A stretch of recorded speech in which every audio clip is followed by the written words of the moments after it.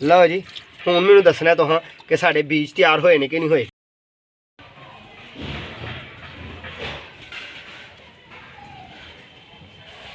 अस्सलामुअलैकुम रहमतुल्लाहि व बरकातहू। शहराज किचन गार्डन खुश आमदीद। वेलकम कहना जनाब मैं तुहानूं अपने गार्डन अपने काम से।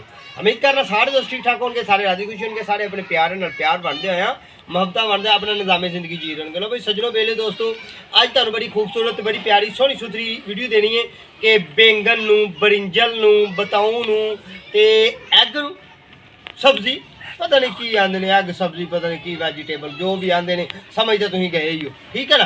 तो ओनू ओहदे बीज असी सीड घर विच किस तरह बनाने ने ते कंपनियां किस तरह बनांदियां ने कंपनियां सानूं नहीं पता। असीं ते अबवाउदात दे इलम नूं तुहाडे तक वंडने आ। तुसीं कर लो मेरे चैनल नूं सबसक्राइब, बैल आइकन दे बटन दबा लो ताकि मेरी अगली वीडियो तुहाडे तक बासानी पहुंचे। मेरे चैनल दा विजिट करोगे मैं एक माली हाँ, एक गार्डनर हाँ ते तुहानूं ग्राफ्टिंग ते फ्रूट प्लांट ते फ्लावर प्लांट ते इंडोर प्लांट ते वैजीटेबल प्लांट ते किचन गार्डन ते हैंगिंग प्लांट ते बड़ी खूबसूरत जिहियां ते सोहनी सुथरी वीडियो दित्तियां ने, ठीक है जी। अगली मुलाकात अल्लाह बासानी कराए ते आओ फिर चलिए चल के ते तुहानूं दस्सिए कि की मामला दस्सी। लो जी व्यूअर्स मैं ना इत्थे एक बैंगन इत्थों तोड़िया अपने पौधे नाल। यह बैंगन लगे ने, ये मेरा बैंगन का प्लांट पिछले साल का, जेडे पुराने व्यूअर्स ने उन्होंने पता है कि ये मेरा बैंगन का प्लांट पिछले साल का।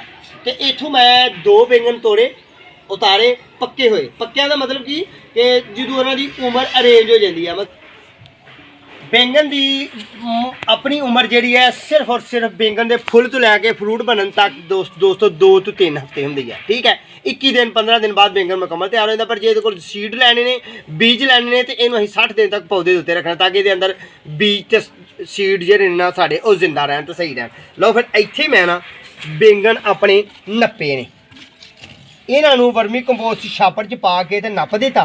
तो लो हाँ हुण वेखने कि इन्हां दा की मामला बनया होया, ठीक है जी। बाकी तुसीं साडे नाल रहना। लो जी ये तो गए जे गल ते गल के गए जे फलूदा बन ते हुण इहदे तो फलूदा ही बनाना चाहते हाँ।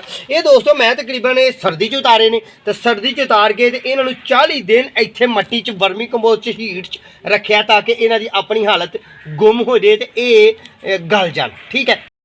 ये जनाब गल गए ने, सड़ गए ने, फलूदा गए ने बन।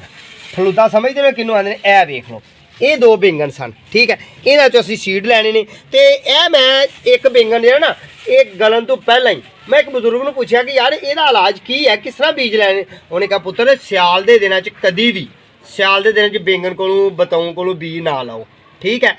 क्यों कि सियाल च इन्हूं गलन लग्या टाइम लगना, सरन लग्या टाइम लगना। तो तुसीं गर्मियों के दिनों ये बैंगन का बीज लैन की कोशिश करनी है ताकि ये 2-3 दिनों गल जाए। ये सर्दी की वजह तो वाहवा दिन लै गया गल लग्या। हुण असां इहनूं की करना है कि यह जिहड़ा गलिया सड़िया सिस्टम है ना सारा ही ये वेख्या जी, ओ वाह भई वाह माशाअल्लाह। ए जी बैंगन के साडे बीज गल सड़ के फुल तैयार हो गए। हुण इहनूं असीं वाश करने सोहने तरीके नाल ते साफ तरीके नाल। बाकी यह भी साडे बैंगन ने दोस्तों, ये भी बीज साढ़े वापस वाह माशाअल्लाह अल्हम्दुलिल्लाह ये भी तैयार हो गए, ठीक है। इनू असीं अलहदा करने, इनू असीं अलहदा करने। यह वो बैंगन है जिहड़ा थोड़ा जिहा लंबा सीहत रखदा ते असीं गोल वाला भी तैयार किया है, ठीक है। बाकी एक ही है लंबा बैंगन होए गोल बैंगन होए। ਇਹਦਾ सीड किस तरह बनाना है, तुसीं छापर दा दब्बू देना है अच्छे तरीके नाल। लिया आह पुत्र तेरा पानी पाई ਇਹਦੇ ਚ आ पानी ਇਹਦੇ ਤੇ ਇੱਥੇ पानी पा शाबाश।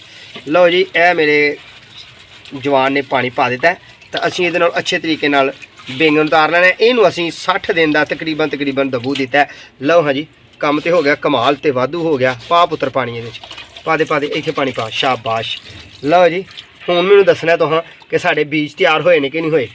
ये बीज असीं दोस्तों खुश्क जगह च रखने ने। यह छाननी है आटा छानन वाली छाननी, ये जनाब असीं अच्छे तरीके नाल इहनूं इस नाल हथ मार लेना, मल्ट कर लेना, ठीक है जी। तो इनू थोड़ी देर तक असीं खुश्क जगह च रखना है, धुप्पे रखना है। तो ये साडे बीज खुश्क हो जाएंगे, इन्हां अच्छे तरीके नाल असीं खुश्क कर लेना, ठीक है जी।